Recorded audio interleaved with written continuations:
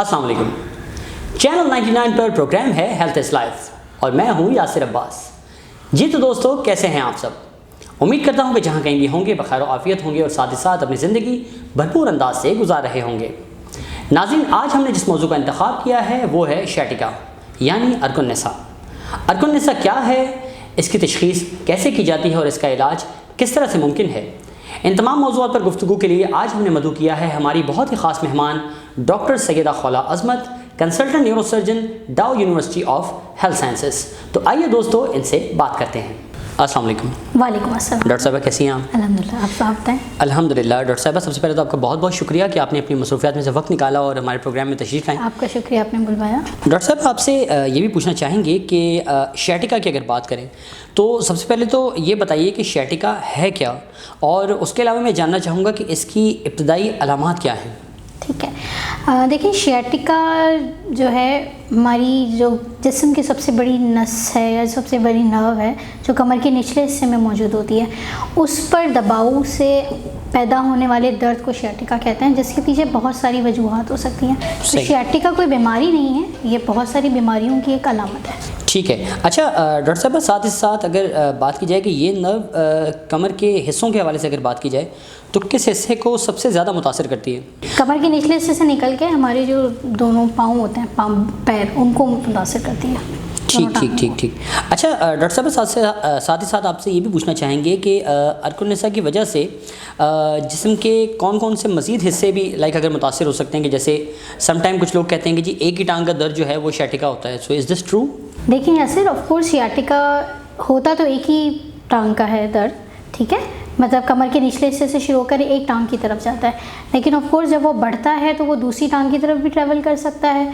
और इसके साथ साथ ना सिर्फ टांगों को, ये हमारे मसाने और जो हमारा बड़ी आंत होती है उसके निचले हिस्से को भी फिर आगे चल के मुतासर कर सकता है, तो ये असरअंदाज हो जाता है। ठीक। अच्छा डॉक्टर साहब, आपसे ये भी पूछना चाहेंगे कि क्या इसका सिर्फ अद्वियात से हल मुमकिन है? बिल्कुल, इनिशियल स्टेजेस पे बिल्कुल मुमकिन है कि इसको सिर्फ जो है दवाओं के ज़रिए इस दर्द को कम कर दिया जाए। और सबसे अहम चीज़ जो होती है जिसको हम लाइफस्टाइल मॉडिफिकेशन कहते हैं, कि अपने थोड़े से उठने बैठने चलने फिरने इन तरीक़ों का अगर हम मॉडिफाई करें, उनको नॉर्मलाइज करें, जो कि आमतौर पे हमारी आवाम में नहीं होता। जी। हम लोग बस जैसा दिल करता है बैठ जाते हैं, जैसा जी करता है चलना शुरू हो जाते हैं। जी। तो इन चीज़ों को भी बेहतर करके हम इसको कंट्रोल कर सकते हैं। जी।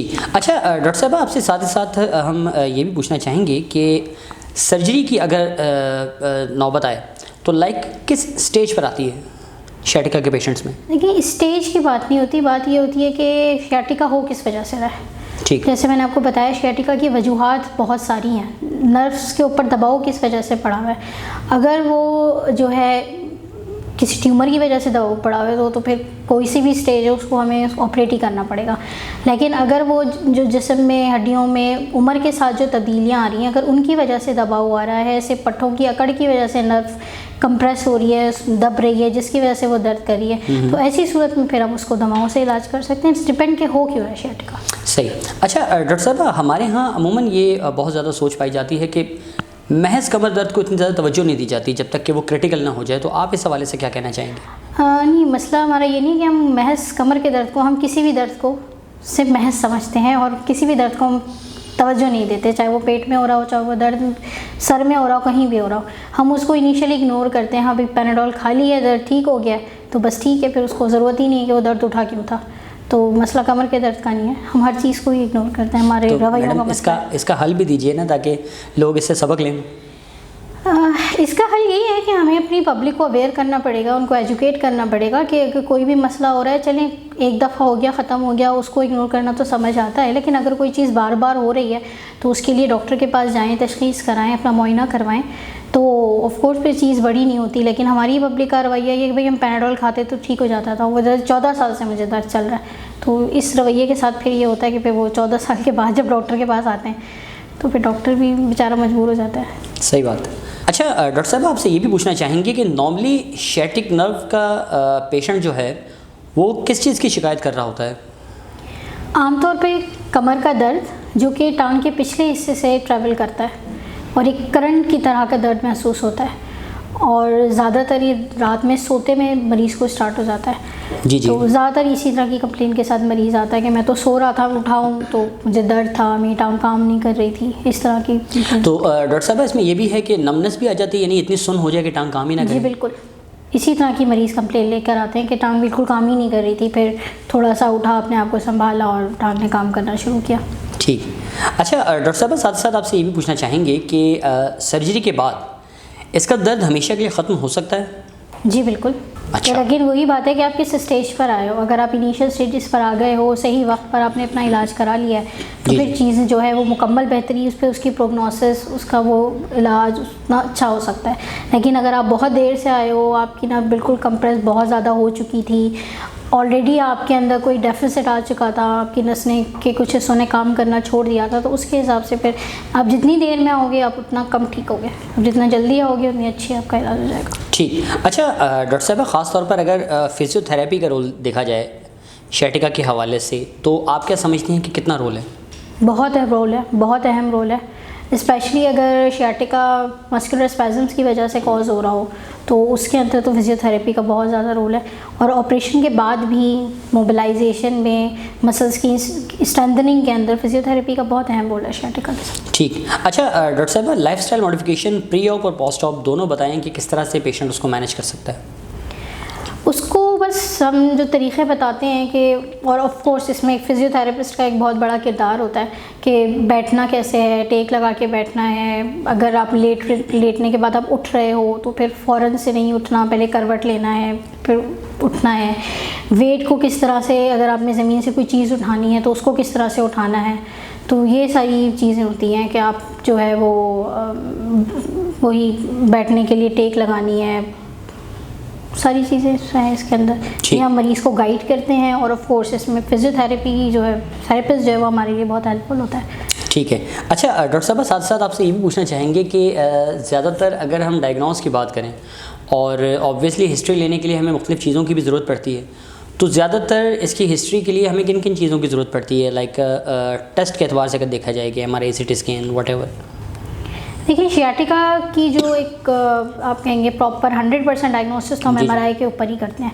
बाकी हाँ, इनिशियल स्टेजेस पे अगर हमें नहीं लग रहा इतना वो कि हम हिस्ट्री से बहुत कंफर्म नहीं है कि ये शियाटिका ही है, तो हम पहले एक्सरेज वगैरह भी करा लेते हैं, जिसके अंदर हमें अगर सिर्फ मस्कुलर स्पैज़म नज़र आ रहा है, बाकी बोन की कंडीशन ठीक है, तो फिर हम MRI की तरफ कभी कभी नहीं भी जाते, कि हो सकता है कि पेशेंट विद मेडिकेशन इम्प्रूव कर जाए, वरना प्रॉपर जो डायग्नोसिस 100% डायग्नोसिस हम MRI के ऊपर करते हैं। डॉक्टर साहब, यहाँ पर वक्त हुआ चाहता है एक छोटे से वक्फे का, तो यहीं से दोबारा प्रोग्राम का दोबारा आगाज़ करेंगे। नाज़रीन, यहाँ पर लेते हैं एक छोटा सा वक्फा और मिलते हैं आपसे वक्फे के बाद, तो कहीं मत जाइएगा, हमारे साथ रहिएगा।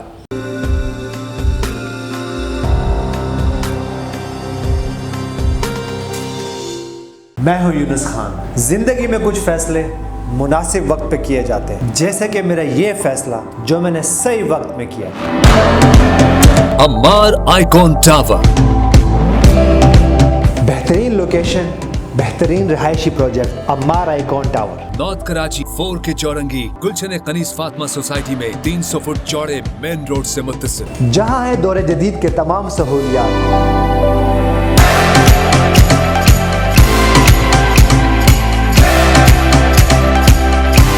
आसाइश और रिहाइश साथ साथ।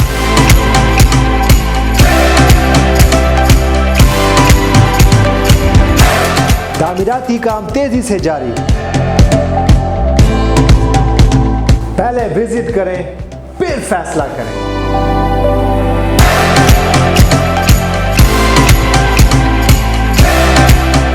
मेरा एतमाद Ammar developer and builders.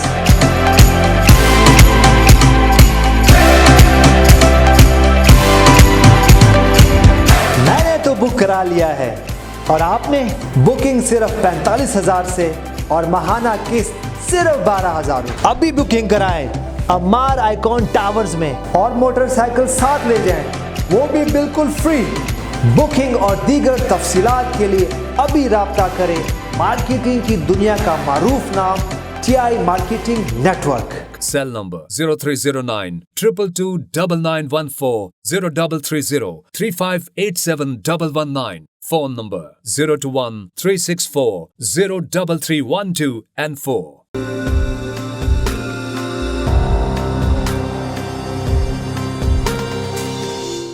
Welcome back नाज़रीन। डॉक्टर सैयदा खौला अज़मत से हमारे गुफ्तगू का सिलसिला जारी है।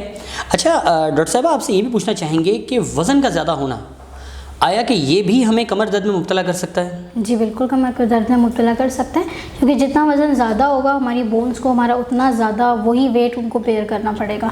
तो वेट जब ज़्यादा होता है तो बोन्स में आने वाली जो एज के साथ एज रिलेटेड चेंजेस होती हैं वो इंक्रीज़ हो जाती हैं, तो उसकी वजह से फिर कमर दर्द भी बढ़ता है, शियाटिका के मसाइल और बाकी दूसरे मसाइल भी पैदा होते हैं। ठीक। अच्छा डॉक्टर साहब, एज फैक्टर अगर देखा जाए तो आया अमल दखल है एज फैक्टर का भी इसमें? बिल्कुल है। जैसे मैंने अभी आपको बोला कि उम्र के साथ जो तब्दीलियाँ आ रही होती हैं, तो ऑफ कोर्स जितना एज बढ़ती जाती है इसके चांसेस बढ़ते चले जाते हैं। ठीक। और अगर आपकी बोन क्वालिटी अच्छी नहीं है, आपकी हेल्दी बोन नहीं है, आप हमेशा से हेल्दी डाइट के आदी नहीं हो, तो आपकी बोन क्वालिटी जल्दी ख़राब हो जाती है। जितनी जल्दी ख़राब होगी उतनी जल्दी आप इस तरह शियाटिका और इस तरह के दूसरे अमराज में मुब्तला हो जाओगे। ठीक। और डॉक्टर साहब, अगर as according to the statistics अगर बात की जाए तो लाइक मर्दों ख़वातीन दोनों में ही बीमारी पाई जाती है या ग्राफ किसी में थोड़ा ज़्यादा भी है? मर्दों में थोड़ा ज़्यादा होता है, वरना अदरवाइज़ ये दोनों में ही पाई जाती है। अच्छा डॉक्टर साहब, ख़ास तौर पर अगर बात की जाए प्रेग्नेंट वुमेंस के हवाले से, तो नॉर्मली ये भी देखने में आता है कि आफ्टर डिलीवरी जो है वो कमर दर्द की शिकायत या घुटनों में दर्द की शिकायत उनको अक्सर आ जाती है। तो आप क्या समझते हैं कि इसकी बुनियादी वजह क्या है? देखिए, इसकी बुनियादी वजह भी अनहेल्दी डाइट ही होती है। ठीक है, जिसकी वजह से फिर जब एक प्रेग्नेंट लेडी जब प्रेगनेंसी है उससे वापस आ रही होती है तो उस तरह से बोन हेल्दी नहीं रहती, और जब बोन हेल्दी नहीं होती तो फिर जो है उसकी वजह से ये शियाटिका, बैक पेन्स, घुटनों के दर्द, पैरों के दर्द, ये सारी चीज़ें बढ़ जाती हैं। तो इसी वजह से फ़ीमेल्स को प्रेगनेंसी के अंदर जो है कैल्शियम डाइट वगैरह को इंक्रीज़ किया जाता है, और आफ्टर प्रेगनेंसी भी जब वो बच्चों को दूध पिला रही होती हैं उसमें भी अगर फ़ीमेल अपना ख्याल नहीं रख रही, बहुत सारी मदर्स होती हैं वो ख़ुद तो कैल्शियम डाइट ले नहीं रही होती हैं लेकिन अपने बेबीज़ को फीड करा रही होती हैं, तो ऐसी सूरत में फिर ऑफ कोर्स उनकी बोन अनहेल्दी होती है और फिर ये सारे मसाइल इंक्रीज़ हो जाते हैं। ठीक। अच्छा डॉक्टर साहब, आराम के हवाले से आप क्या कहना चाहेंगी कि कमर दर्द का अगर कोई मरीज़ है और स्पेशली अर्कुन-निसा का मरीज़ है तो आराम करना उसके लिए कितना ज़रूरी है? देखिए, डिपेंड कि उसको पेन हो उसके ऊपर है। बाज़ मरीज़ होते हैं, जैसे कि मैंने बताया कि ज़्यादातर मरीज़ों को यही होता है कि लेटने के दौरान दर्द ज़्यादा बढ़ रहा होता है, तो ऐसे मरीज़ों के लिए तो बिल्कुल भी आराम नहीं, उसको यकीनन वो आराम कर ही नहीं पाएंगे। तो उनके लिए तो फिर हम कहते हैं जितना अच्छा है कि आप जितना ज़्यादा वॉक करो, जितना ज़्यादा मोबिलाइज रहेंगे उतनी नर्व उनकी जो है कंप्रेशन में नहीं होगी, दबाव में नहीं होगी और वो अच्छा वर्क कर पाएंगे। लेकिन बाज़ जगह जब वो बहुत सीवियर मसल स्पैज़म या मसल्स के पट्टों के खिंचाव के साथ आते हैं जिसमें उनसे बिल्कुल हिला ही नहीं जा रहा होता, तो उसके अंदर फिर ऑफ कोर्स फिर आराम कराना पड़ता है। फिर उनको अच्छी और हैवी जो आपके पेन किलर्स होते हैं वो देने पड़ते हैं, लोकल पेन किलर्स। फिर अगेन इसमें फिजियोथेरेपी के जो मशीन्स होती हैं, स्पेशली मसाजेस हैं, अल्ट्रासाउंड्स हैं, टेंस वगैरह हैं, इनका बहुत ज़्यादा रोल आ जाता है कि सब चीज़ों से फिर हम मसल को पहले रिलैक्स करवाते हैं और उसके बाद फिर ठीक। अच्छा डॉक्टर साहब, अमूमन ये भी देखा गया है कि कुछ अफराद या इवन कुछ डॉक्टर्स में ये प्रैक्टिस पाई जाती है कि इंजेक्शंस की थेरेपी का बहुत ज़्यादा वो इस्तेमाल करते हैं, तो इसकी क्या वजह है और आपके ख़्याल में बहैसियत एक डॉक्टर ये एक अच्छी प्रैक्टिस है या ये नुकसानदेह? देखिए, ये डिपेंड करता है कि मरीज़ कैसा है। अब बाज़ मरीज़ को शियाटिका जो हो रहा होता है, स्पेशली एल्डर्स में जो बड़ी उम्र के मरीज़ होते हैं, उनमें क्या हो रहा था, उनके एक्चुअली जॉइंट्स ही ख़राब हो रहे होते हैं, डिस्क की प्रोट्रूजन्स नहीं होती हैं, सच कंप्रेशन नहीं होती, लेकिन जॉइंट्स ख़राब हो रहे होते हैं जहाँ से नर्व्स हमारी बाहर आ रही होती है, जो नर्व्स का आउटलेट होता है सिर्फ वो आउटलेट बंद हो रहा होता है। तो ऐसे मरीज़ों में फिर सर्जरी ने वाकई कोई बहुत अहम रोल नहीं अदा करना होता है, तो उनको फिर आप फिजियोथेरेपी करें, और अगर फिजियोथेरेपी से भी ठीक नहीं हो रहे तो कभी कभी उनको फिर आपने जाके जो है नर्व ब्लॉक्स करने पड़ते हैं। तो ये आपको देखना पड़ेगा। अब ये नहीं है कि एक बहुत बड़ी सी प्रोट्रूडेड डिस्क पड़ी हुई है और आप उस मरीज़ को इंजेक्शन लगा रहे हो, तो वो फिर उस मरीज़ के साथ ज़्यादती है।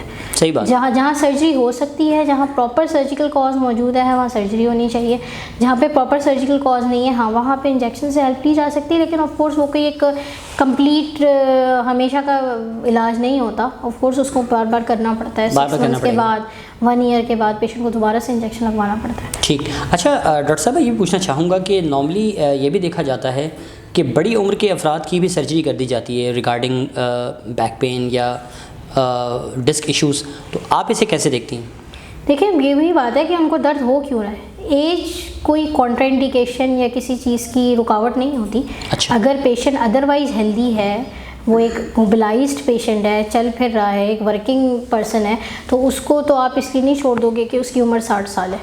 लेकिन हाँ, एक ऐसा बंदा 60 साल का जिसको कमर में दर्द है, वो वैसे भी नहीं चल रहा, वो वैसे ही बिस्तर पे 6 साल से बिस्तर पे, तो उसके कमर दर्द का इलाज आप सर्जरी से नहीं करोगे। तो ये आपको पेशेंट सेलेक्शन करनी होती है। किसी भी मरीज़ को इसलिए नहीं छोड़ा जाता कि भाई वो 60 साल का या 70 साल का हो गया। अगर वो है, वो एक हेल्दी इंडिविजुअल है, वो सर्जरी के लिए फ़िट है, उसको एनेस्थीसिया दिया जा सकता है, तो उसकी बिल्कुल सर्जिकल कॉज है, उसकी सर्जरी करनी चाहिए। और अगर वो इतना फिजिबल नहीं है, ऑफ कोर्स अगर वो फिट नहीं है तो फिर नहीं करनी चाहिए। सही, क्योंकि नॉर्मली जैसे डॉक्टर साहबा मैंने देखा भी है पेशेंट्स को, यानी अपनी प्रैक्टिस में भी एज अ फिजियोथेरेपिस्ट, कि 80 इयर्स एज है और उनकी जो है वो स्पाइन की सर्जरी कर दी गई, तो अब उनकी हालत यह है कि उनकी टांगों में ऐसे जैसे जान ही नहीं रही और कॉन्शियस लेवल भी उनका ग्रेजुअली डाउन जा रहा है।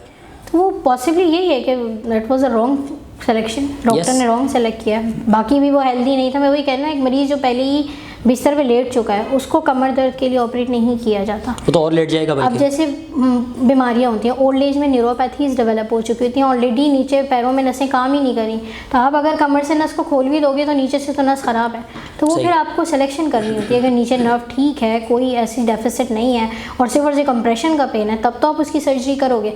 लेकिन अगर ऐसा नहीं है, उसको न्यूरोपैथीज भी डेवलप, एक डायबिटिक पेशेंट है, उसकी डायबिटीज़ की वजह से वैसे ही सारी नसें ख़राब हो गई हैं, और आप उसकी फिर कमर की सर्जरी कर दो तो आपको उसका अच्छा रिजल्ट नहीं मिलेगा। फिर अगेन आपको कॉज भी देखनी पड़ेगी कि अब क्या खाली उम्र की तब्दीलियों की वजह से शाटिका हो रहा है जिसके अंदर नस दबरी है, और फिर साथ में न्यूरोपैथी भी मौजूद है, तो उसमें आप फिर कोशिश करोगे कि आप फिजियोथेरेपी करवा के पेन किलर्स दे के उस मरीज़ को ठीक कर लो।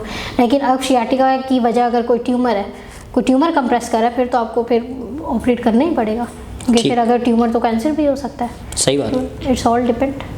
अच्छा डॉक्टर साहब, एक सवाल आपसे ज़ाती ज़िंदगी के मुतालिक भी, कि इसी शोबे का इंतखाब क्यों किया? इसी शोबे का इंतखाब क्यों किया, बहुत एक खैर है तो एक पर्सनल सा सवाल, लेकिन बात ये है कि बहुत छोटी उम्र से मुझे डॉक्टर जुम्मा बनना था, और डॉक्टर जुम्मा न्यूरोसर्जन थे। अच्छा। और तो बस डॉक्टर जुम्मा बनना था तो इसलिए न्यूरोसर्जन बन गई। ज़बरदस्त। अच्छा डॉक्टर साहबा, इस वक्त हम चूँकि अपने प्रोग्राम के बिल्कुल आखिरी मरहले में हैं, तो मैं चाहूँगा कि एक ख़ास पैगाम जो आप हमारे नाज़रीन को देना चाहें।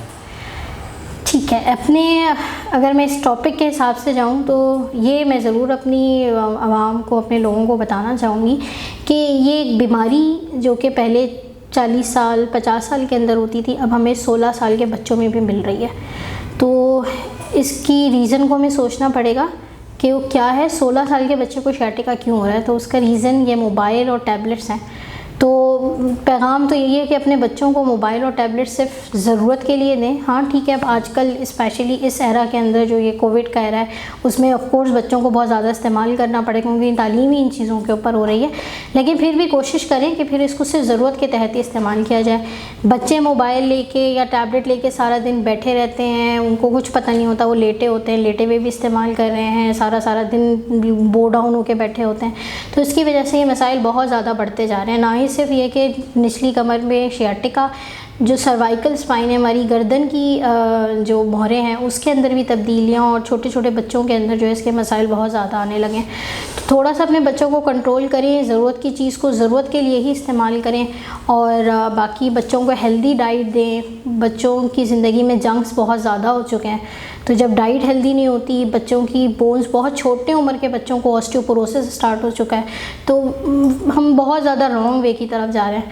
सो बस अपने बच्चों का ख्याल रखें, हेल्दी डाइट दें, ज़रूरत की चीज़ को ज़रूरत के वक्त पे इस्तेमाल करने की इजाज़त दें, उनको खुली छूट ना दे दें कि बस सारा दिन मोबाइल लेके बैठे रहो। तो बस ये एक है पब्लिक के लिए कि चीज़ों का ख्याल रखें ताकि सेहतमंद बच्चे हों। खाली मोबाइल लेके एक्टिव औलादें नहीं पैदा करनी, जिनको कंप्यूटर बहुत अच्छा चलाना आता है, उनकी सेहत भी होनी चाहिए। डॉक्टर साहब, आपका बहुत बहुत शुक्रिया कि आपने अपनी मसरूफियात में से वक्त निकाला और हमारे प्रोग्राम में तशरीफ़ लाई। एक बार फिर इंतहाई मशकूर, इंतहाई ममनून कि आपने वक्त दिया। आपका बहुत बहुत शुक्रिया, आपने बुलाया। बहुत शुक्रिया, बहुत शुक्रिया। जी हाँ नाज़रीन, ये थी doctor Syeda Khawla Azmat, assistant professor consultant neurosurgeon, Dow University of Health Sciences. आपको हमारा प्रोग्राम कैसा लगा, अपनी राय का इजहार ज़रूर कीजिएगा, और साथ ही साथ एक अपील कि अगर अभी तक आपने हमारा चैनल सब्सक्राइब नहीं किया तो उसे ज़रूर सब्सक्राइब कीजिए, और साथ ही साथ बेल आइकन को लाजमी दबाइए। अपने मेज़बान यासिर अब्बास को दीजिए इजाज़त। अल्लाह हाफिज़।